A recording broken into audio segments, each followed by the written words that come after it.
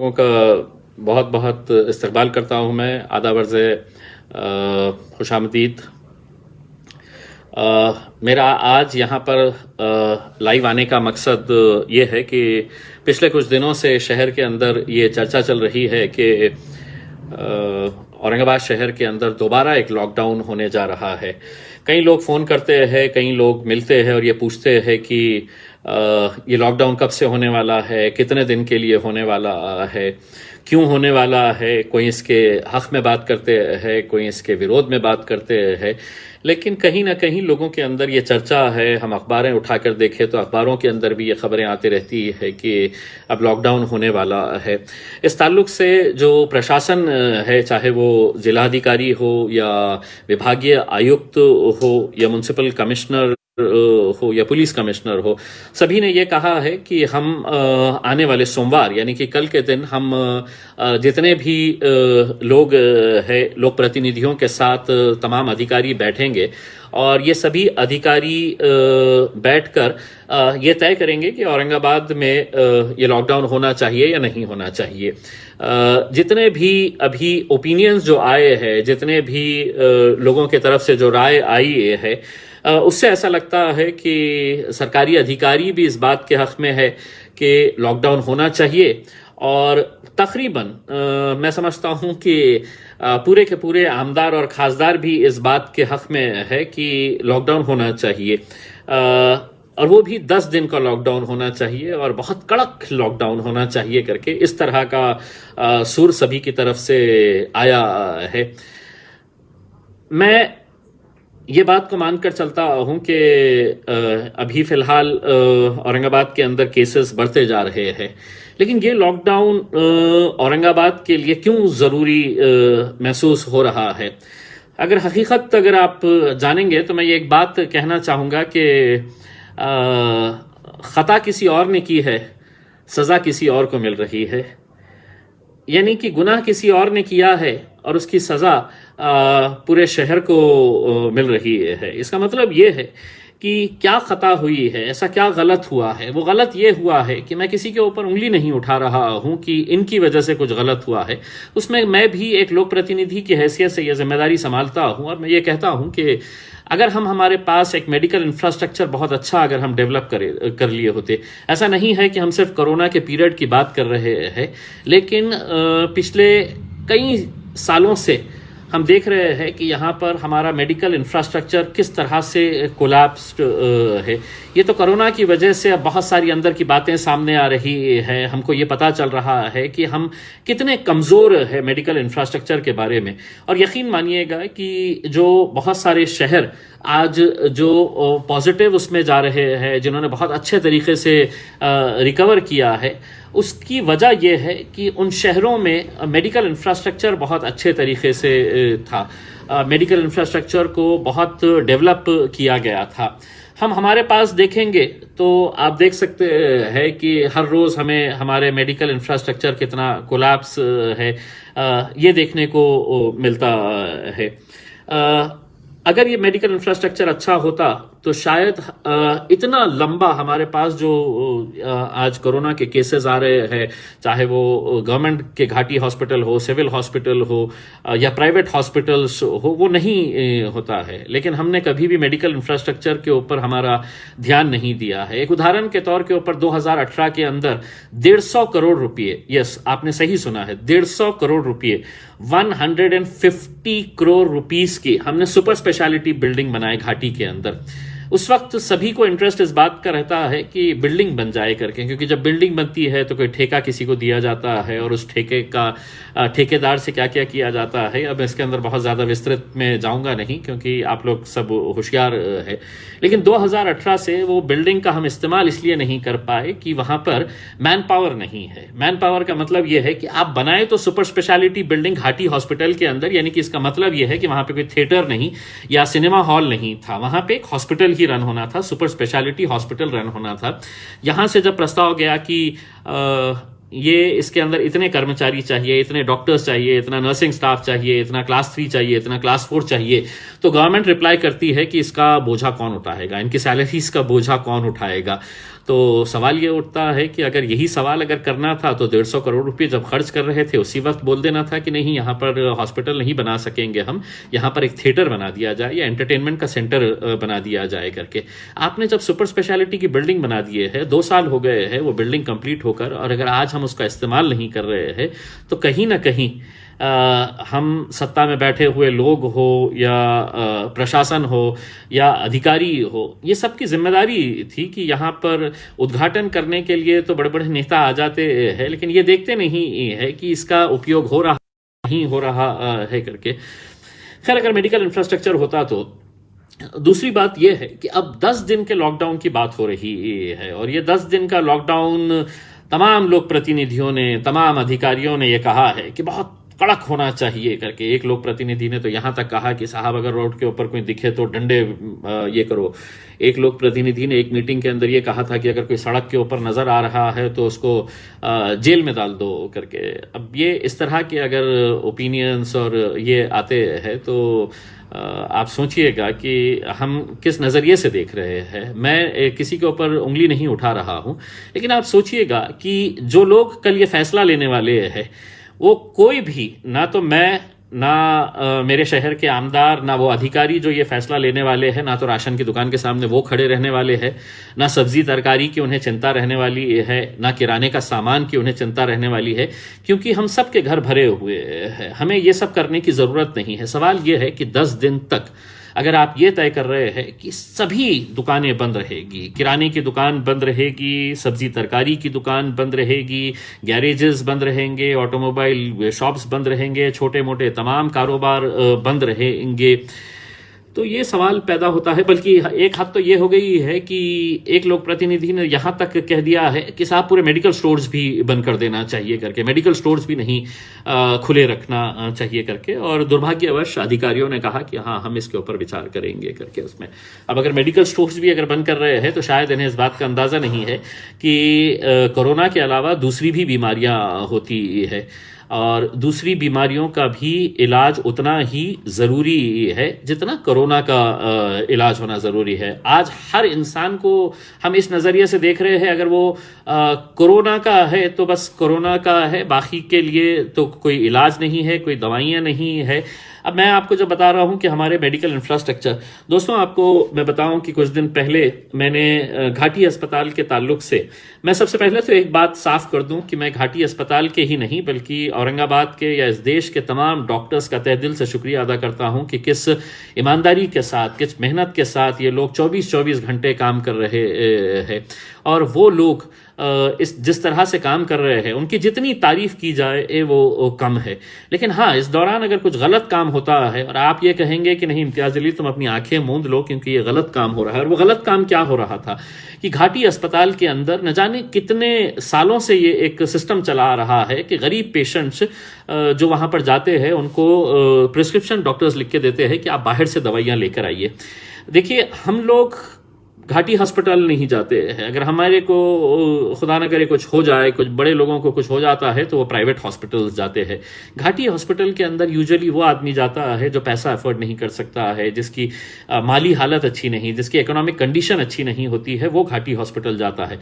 और अगर उसको वहां पर हर डॉक्टर अगर सिर्फ चिट्ठी के ऊपर अगर लिख कर दे दे कि तुम यहां से लेके जाओ, मैंने कितने उदाहरण ऐसे एग्जाम्पल जमा करके रखा हुआ है जहां पर डिलीवरी के पेशेंट्स को चाहे वो सैनिटरी पैड्स हो या ग्लव्स हो या मास्क हो या सैनिटाइजर्स हो, हर चीज बाहर से, पेशेंट के रिश्तेदारों को कहा जाता है कि तुम ये बाहर से लेकर आओ, ब्लड लाना है बाहर से लेकर आओ। तो फिर ये सरकारी अस्पताल इसे बोलेंगे क्यों? इसको भी प्राइवेट कर दिया जाए। सरकारी अस्पताल के अंदर तो वो गरीब आता है जिसके पास पैसा नहीं होता है और ये उम्मीद करता है कि आप सरकार उसकी मदद करेगी। लेकिन जब ऐसा नहीं हो रहा है और जब ऐसे लोग आकर हमारे पास ये बताते हैं कि साहब देखिए मेरी पत्नी की डिलीवरी हुई है और मुझे ये 8,000 रुपये की दवाइयां मुझसे मंगाई गई है, ऐसे कितने एग्जाम्पल्स मैंने पूरे अधिकारियों को दिया हूं, मैंने dean of government medical college and hospital को दिया हूं, एग्जाम्पल्स के साथ दिया हूं। और अगर वो चाहेंगे कि और 50 एग्जाम्पल्स दे तो मुझे आप समय दीजिएगा, मैं विद प्रूफ के साथ दूंगा कि ये पेशेंट से कितने हजार रुपये की दवाइयां मंगाई गई है करके। हमने खुद ने वहां पर जाके इंक्वायरी करे, मेरे साथ डिविजनल कमिश्नर साहब थे, कलेक्टर साहब थे, डीन मैडम थे, मेडिकल का स्टाफ था, और वहां पर ये बात सामने आई है कि उस घाटी हॉस्पिटल के अंदर बहुत सारे एजेंट्स घूमते हैं, चाहे वो ब्लड बैंक के एजेंट्स हो, चाहे वो मेडिकल स्टोर्स के एजेंट हो। जिस तरह अपन प्रिंट्रॉवेल पे देखते हैं ना कि ऑटो वाले को अगर कोई कस्टमर मिल जाता है तो 4 ऑटो वाले खींचते हैं, तो घाटी के अंदर भी वैसा ही सिस्टम हो गया है। जैसा ही पेशेंट का रिश्तेदार अगर हाथ में चिट्ठी लेकर आ रहा है तो 4 एजेंट्स उसको खींचते हैं, तो हम 5% कम से देंगे, 10% कम से देंगे करके। तो ये सिस्टम वहां पर चला आ रहा है। और जब हमने सबूत के साथ दिया और वहां के डॉक्टर्स ने ये माना कि यहां पर एजेंट्स घूमते हैं, वहां के डॉक्टर्स ने ये माना उन अधिकारियों के सामने कि ये जो दवाइयां लिखकर दी गई है, ये पूरे के पूरे दवाइयां हमारे हॉस्पिटल के अंदर मौजूद है। तो सवाल ये है कि जब ये मौजूद है, इतने सारे दवाइयां आपके हॉस्पिटल के अंदर है, तो फिर ये गरीब के ऊपर ये बोझा क्यों डाला जा रहा है? तो एक डॉक्टर ने खड़े रहकर कहा कि नहीं साहब, वो स्टोर रूम के अंदर रहते हैं और स्टोर रूम में से वार्ड के अंदर नहीं पहुंच पाते हैं, तो डॉक्टर्स को चूंकि पेशेंट को अटेंड करना होता है तो वो चिट्ठी लिख के दे देता है करके। यानी कि आप सोचिएगा कि किस तरह का एक अंधाधुंध कारोबार वहां पर चल रहा है। मैंने ये मुद्दा उठाया है और स्वाभाविक है कि जिस हॉस्पिटल का जो प्रमुख होता है, अगर उसकी नाक के नीचे ये सब हो रहा है तो कहीं ना कहीं अकाउंटेबिलिटी फिक्स होनी चाहिए। मैंने कहा कि अगर ये सिस्टम अगर चल रहा है और सभी लोग मान रहे हैं कि ऐसा गोरख धंधा वहां पर चल रहा है, तो कहीं ना कहीं किसी न किसी के ऊपर एक्शन होना चाहिए। अब सवाल यह हुआ कि किसके ऊपर एक्शन करना चाहिए, तो पता चला कि एक नर्स के ऊपर एक्शन लिया जाएगा और एक रेसिडेंट डॉक्टर्स के ऊपर। मेरा यह कहना है कि रेसिडेंट डॉक्टर्स जो है वो मैं समझता हूं कि पिछले 3-4 महीनों से जिस तरह से वो काम कर रहे हैं, ये यंग लड़के लड़कियां हैं जो 2nd year, 3rd year, 4th year के अंदर है, लेकिन उन्हें आज ड्यूटी दी गई है। उनकी प्राथमिकता यह होती है कि हम पेशेंट की जान किस तरह से बचाई जाए करके। मैंने इन डॉक्टर्स से भी मुलाकात की है। डॉक्टर्स का कहना है कि हमारे पास मेडिसिन अवेलेबल नहीं होते हैं, अगर मेडिसिन लाना होता है तो उसका लंबा प्रोसीजर होता है, इस वजह से हम पेशेंट की जान बचाने के लिए चिट्ठी लिख के दे देते हैं करके। तो वो खुद उन्होंने ये माना है कि ये गलत है करके। मैंने ये उम्मीद किया था कि प्रशासन किसी ना किसी के ऊपर एक्शन लेगा। एक्शन का मतलब ये नहीं है कि मैं किसी को नौकरी से निकालना चाहता हूं, लेकिन ये सिस्टम इंप्रूव होना चाहिए। क्योंकि एक तरफ सरकार का मतलब यह है कि आज बैठी हुई सरकार यह दावा करती है कि हमने करोड़ों रुपया घाटी को दिया है मेडिसिन के लिए। यहां के ऑफिसर्स ये कहते हैं कि साहब हमने करोड़ों रुपया घाटी को दिया है। अगर वो करोड़ों रुपया दिया है तो फिर ये करोड़ों रुपया जा कहां रहा है? अगर गरीबों से आप छोटी छोटी चीजें भी बाहर से मंगवा रहे हैं, तो ये सिस्टम इंप्रूव होना बहुत बहुत जरूरी है। ये सिस्टम आप इंप्रूव नहीं कर पाए तो अब आप कहेंगे कि नहीं, अब लॉकडाउन करके हम सब कुछ ठीक होने वाला है। यकीन मानिए कुछ नहीं ठीक होने वाला है। मैं ये मानकर चलता हूं कि हमने 3 महीने 3.5 महीने है तो इतना कॉपरेट किया है हर एक के साथ। अगर ये केसेस अगर बढ़ रहे हैं तो 10 दिन की बात अगर हो रही है, और अगर कोई ये दावा करता है कि 10 दिन के बाद 11वें दिन है तो पूरी तरह से ये खत्म हो जाएगा, कोरोना खत्म हो जाएगा, तो कल का क्यों इंतजार कर रहे हैं? 10 तारीख का क्यों इंतजार कर रहे हैं? चलिए कल से हम आपका पूरा साथ दे देते हैं। लेकिन ऐसा नहीं है। बेसिकली हम ये चाह रहे हैं कि लोगों के अंदर एक सेल्फ डिसिप्लिन आना चाहिए, और वो सेल्फ डिसिप्लिन का मतलब ये है कि हर एक ने मास्क पहनना चाहिए, बाहर निकलते वक्त सोशल डिस्टेंसिंग मेंटेन करना चाहिए, सैनिटाइजर का इस्तेमाल करना चाहिए, साबुन का इस्तेमाल करना चाहिए। ये सब चीजें अगर आप करेंगे तो आप इसको कहीं ना कहीं कंट्रोल में लेकर आएंगे। और यकीन मानिए ये सभी लोग जानते हैं कि चाहे आप वो 8 दिन का करें, 10 दिन का करें या 15 दिन का करें, 16वें दिन हमारे को बैक टू स्क्वायर वन आकर ही खड़े रहना है, अगर हम लोग अपना सेल्फ डिसिप्लिन अगर नहीं करेंगे। अब एक देखिएगा कि आप कंप्लीट लॉकडाउन करने की बात कर रहे हैं, नहीं, लेकिन इंडस्ट्रीज खुली रहेंगी बताते हैं। नहीं, इंडस्ट्रीज उद्योग को हम बंद नहीं कर सकते हैं। यानी कि वालुज में जो जाने वाला कामगार है वो शायद मेरे घर का पड़ोसी हो सकता है, वो किसी भी शहर का इलाके में रहने वाला हो सकता है, और तकरीबन एक अनुमान के हिसाब से 1.5 लाख के करीब लोग शहर से इंडस्ट्रियल एरिया की तरफ जाते हैं। यानी कि ये लोग जा सकते हैं, वो लॉकडाउन नहीं रहेगा। लोगों ने इस बात का विरोध किया है कि साहब ऑटो रिक्शा वाले जो है वो ऑटो रिक्शा में 4-4, 6-6 लोगों को भरकर लेके जाते हैं, उनके ऊपर कार्रवाई होनी चाहिए। अगर आपका आकलन है तो मुझे ये बताइएगा कि हवाई जहाज तो चल रहा है, औरंगाबाद से भी हवाई जहाज उड़ रहे हैं और उसके अंदर तो 150, 180 के करीब पैसेंजर्स बैठ के जाते हैं। वो क्या मतलब सोशल डिस्टेंसिंग मेंटेन करते हैं? नहीं, कांधे से कांधा लगाकर 3 लोग बैठते हैं ये साइड, 3 लोग वो साइड बैठते हैं। 2-2 घंटे, 2.5 घंटे की फ्लाइट होती है। अगर हम औरंगाबाद शहर के अंदर 2 की जगह अगर 3 बैठकर चले गए तो उसमें आप इतना बड़ा इशू कि नहीं ऑटो वालों के ऊपर कार्रवाई होनी चाहिए करके, ये बहुत ही दुर्भाग्यवश है। ये वो ऑटो वाले हैं जो पिछले मैं समझता हूं कि 3-4 महीनों के अंदर ना तो इन्हें किसी सरकार ने मदद किया है, ना किसी अकाउंट इनके अकाउंट के अंदर कोई 1,000 रुपया जमा किया है। ये लोग भी तो परेशान है और उसके ऊपर अब पुलिस डिपार्टमेंट ये कर रहा है कि नहीं 2 के 3 दिखे गाड़ी रुकाओ, चालान कर डालो 500-500 रुपये। ये बहुत ही दुर्भाग्यपूर्ण बात है कि आज औरंगाबाद शहर का पुलिस डिपार्टमेंट ने इस कोरोना के पीरियड के दौरान करोड़ों रुपया लोगों के फाइन के तौर के ऊपर जमा किया है। क्या ये वक्त है आपका कि आपको अपनी तिजोरी भरने के लिए, मुझे मालूम है कि सरकार की तिजोरी खाली है, लेकिन क्या आप गरीबों को, जो रिक्शे वाला निकल के जा रहा है उसकी रिक्शे के अंदर अगर 2 की जगह 3 लोग बैठे हैं, 2 बच्चे बैठ गए हैं तो पुलिस वाले उन्हें रुकाकर उनको चालान कर रहे हैं, 500-500 रुपये, 1,000 रुपये की फाइन कर रहे हैं। अब बीच में सुना है कि आरटीओ साहब ने भी अपनी टांग अड़ा दिए है कि वो भी कहा है कि अब हम भी अपनी कार्रवाई शुरू कर रहे हैं। बीच में म्युनिसिपल अथॉरिटीज की एक टीम शहर के अंदर घूम रही है कि नहीं साहब प्लास्टिक वाले कौन यूज कर रहे हैं करके। अभी 1-2 दिन पहले एक दूध वाले के ऊपर उसको 5,000 रुपए की फाइन दे दिया है कि नहीं आप प्लास्टिक यूज कर रहे हैं करके। अब यह समय है कि जहां पर लोगों के पास खाने के लिए नहीं है और आप इस तरह के अगर फैसले लेकर आ रहे हैं कि नहीं रिक्शे में 2 से 3 जा रहे हैं 500 रुपये दो। अगर आप प्लास्टिक यूज कर रहे हैं, प्लास्टिक का विरोध हम कर रहे हैं, मैंने खुद ने है तो प्रस्ताव दिया था, लेकिन यह समय नहीं है कि आप गरीबों की जेब के अंदर हाथ डालकर अपनी तिजोरी भरे। ना तो ये महानगर पालिका कर सकती है, ना पुलिस डिपार्टमेंट कर सकता है। करोड़ों रुपया आप इस वक्त बना रहे हैं, मोटरसाइकिल वालों के ऊपर फोटो ली जा रही है। मैं तो पुलिस डिपार्टमेंट का भी तहे दिल से शुक्रिया अदा करता हूं कि आप लोग भी बहुत अच्छा काम कर रहे हैं, लेकिन जो सड़क के ऊपर बैठे हुए जो पुलिस वाले हैं, जो किसी भी मोटरसाइकिल की है तो तस्वीर खींच लेते हैं, उसको फाइन कर ले चले जाता है, या उनको भाई आप लोग भी कोई बहुत बड़े पैसे वाले ऐसा नहीं है। कम से कम सोचिए उस सड़क के ऊपर बैठे हुए आप कि आदमी किस मजबूरी के अंदर बाहर निकला है, उसकी क्या गरीबी है कि आप एक मोटरसाइकिल के ऊपर अगर एक बेटा अपनी मां को ले जा रहा है किसी अस्पताल के अंदर तो आपके हिसाब से वो कानूनन जुर्म है, क्योंकि डबल सीट आप गाड़ी के अंदर नहीं बैठ सकते हैं। तो आपकी हिम्मत है कि आप किसी हवाई जहाज को बंद करें कि वहां पर है तो आप 150 लोगों को बिठाकर लेकर जा रहे हैं करके, लेकिन गरीब है तो उसके ऊपर बराबर आप उसके ऊपर कार्रवाई करने की बात करेंगे और करते आ रहे हैं। मैंने खुद ने लिखित तौर के ऊपर औरंगाबाद के पुलिस कमिश्नर साहब को एक रिक्वेस्ट लेटर भेजा हूं कि आप जो ये जो फाइन इकट्ठा कर रहे हैं इस पीरियड के अंदर, और ऐसा नहीं है छोटी मोटी, करोड़ों रुपए की फाइन आपने जमा किए हुए हैं सिर्फ इस कोरोना के पीरियड के दौरान, चाहे वो रिक्शे वाले हो, गाड़ी वाले हो, मोटरसाइकिल वाले हो, उनकी गाड़ियां सीज की गई है। तो ये बहुत गलत बात है और कहीं ना कहीं किसी ना किसी को इसके बारे में आवाज उठाने की जरूरत है। मैं सिर्फ यही कहना चाहूंगा कि इस फैसले का दिन कल है, कल 11 बजे डिविजनल कमिश्नर ऑफिस में मीटिंग रखी गई है और उसमें तमाम एमपीज एमएलएज रहेंगे। मैं साफ तौर से ये कहना चाहता हूं कि मैं इस लॉकडाउन के टोटल विरोध में हूं, लेकिन हाँ अगर इसके बावजूद भी अगर आप हमें कन्विंस कर सके कि हम ये लॉकडाउन इस वजह से कर रहे हैं और हमारा टारगेट ये है, हम ये अचीव करना चाहते हैं, तो यकीनन हम बिल्कुल सरकार का, प्रशासन का पूरी तरह से साथ देंगे।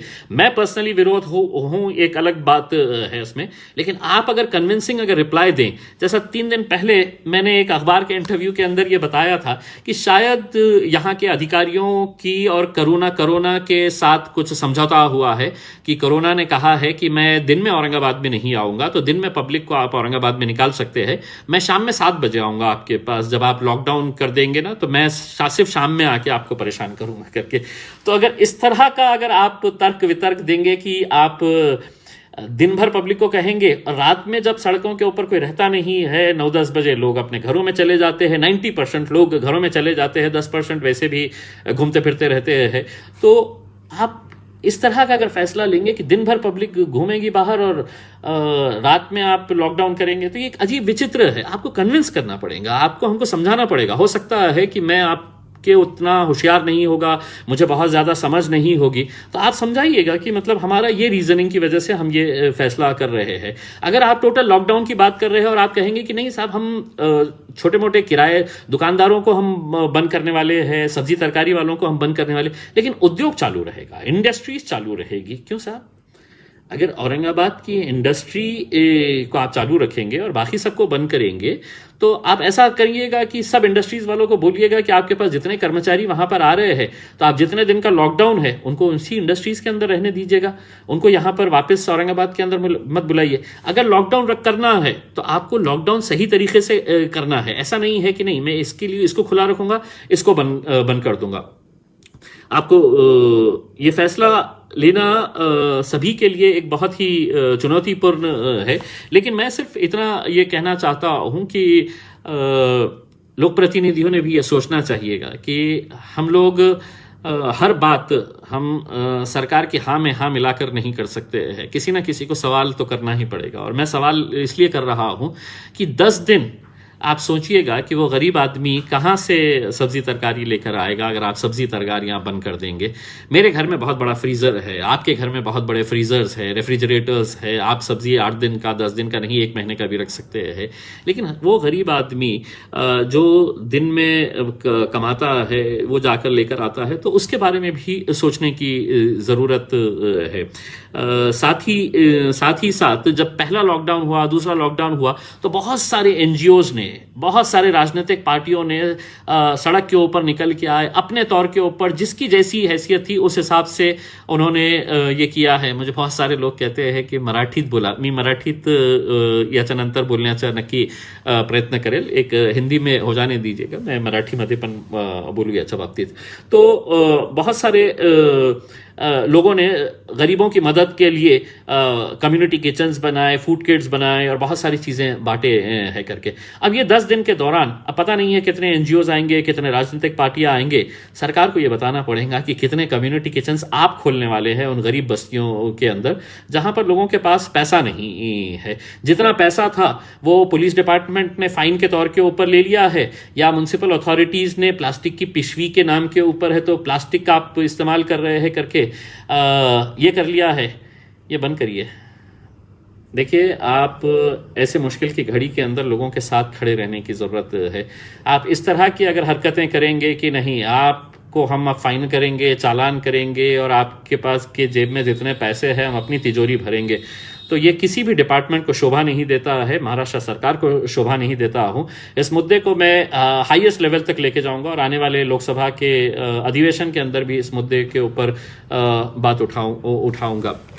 तो कल 11 बजे यह फैसला लिया जाना है। मैंने अपने फेसबुक पेज के ऊपर एक सवाल लोगों से पूछा है कि चूंकि मैं आप लोगों का प्रतिनिधित्व करता हूं, आपकी राय सबसे अहम है, आप ही लोगों की वजह से मैं चुनकर आया हूं, तो आप लोग अपनी राय दीजिएगा कि हमको लॉकडाउन चाहिए या नहीं चाहिए। और अगर उसके अंदर कुछ लॉजिकल रीजन है तो मुझे आप बताइएगा कि ये लॉजिकल रीजन है जिसकी वजह से हमको चाहिए, जिसकी वजह से नहीं चाहिए। आपका फैसला सारा आंखों पर होगा और जो भी फैसला होगा वो कल आपको दिखा दिया जाएगा। बहुत बहुत शुक्रिया, धन्यवाद, थैंक यू वेरी मच। मैं 2 मिनट के बाद है तो मराठी के अंदर बोलूंगा, तो मराठी ऑडियंस जितनी भी है अगर वो मुझे मराठी के अंदर सुनना चाहती है तो 1-2 मिनट के बाद मैं आपके साथ मराठी के अंदर बात करूंगा। बहुत बहुत शुक्रिया, थैंक यू वेरी मच।